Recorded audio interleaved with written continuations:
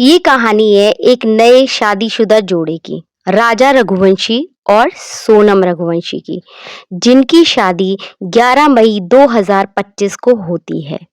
शादी के बाद जैसे कि सभी जो नए जोड़े हनीमून के लिए जाते हैं, सोनम और राजा असम घूमने का तय करते हैं।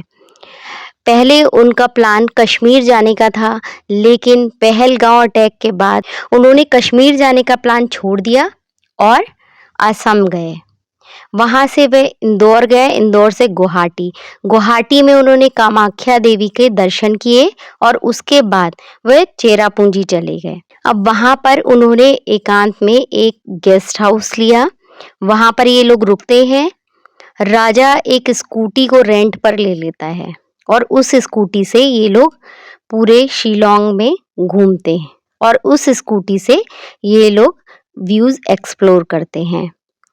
लास्ट टाइम इनकी जो फुटेज थी वो होटल के सीसीटीवी कैमरे में कैद है। ऊटी से घूमने के लिए निकलते हैं।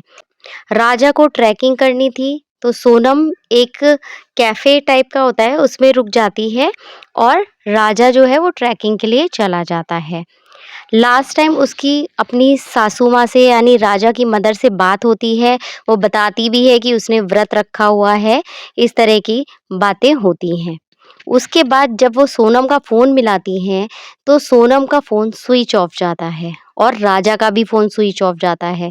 अब चेरापूंजी जैसी जगह में वो लोग समझ जाते हैं कि इतनी बारिश होती है तो हो सकता है कि नेटवर्क की कोई समस्या हो, इसलिए उनको ज़्यादा चिंता नहीं होती है। दूसरे दिन 24 तारीख को भी वो लोग फ़ोन मिलाते हैं, लेकिन फ़ोन स्विच ऑफ जाता है। तो उन्हें लगता है कि चलो कोई बात नहीं, ऐसा हो सकता है कि नेटवर्क ना हो, इस वजह से फ़ोन नहीं मिल रहा है। जब 25 तारीख को भी उनका फ़ोन नहीं मिलता है उनके पेरेंट्स का, तो उन्हें बहुत ज़्यादा चिंता होती है। फिर सोनम का भाई और राजा का भाई दोनों लोगों को चेरापूंजी भेजा जाता है।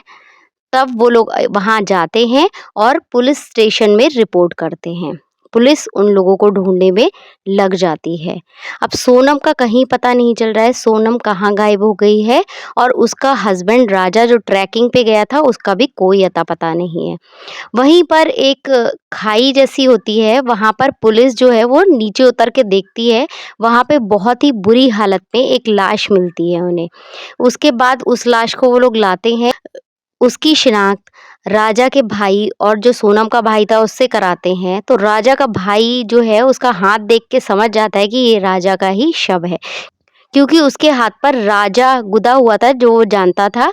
तो वो देखकर वो उसको आइडेंटिफाई कर लेता है कि ये लाश जो है वो राजा की है। लेकिन सोनम का अभी भी कुछ भी पता नहीं चला है कि सोनम कहाँ गायब हो गई। और उस लाश के पास कुछ हथियार जैसे जो चॉपिंग वाला नाइफ होता है वो भी मिलता है।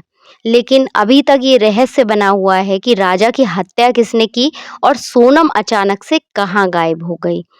ये रहस्य अभी भी बना हुआ है। इस कहानी पर आप क्या सोच रहे हो? क्या आपको लगता है कि सोनम भी इन सब में शामिल थी या वो खुद किसी मुश्किल में है? कमेंट करके हमें ज़रूर बताएं। और अगर आपको ये वीडियो पसंद आए तो लाइक करें, शेयर करें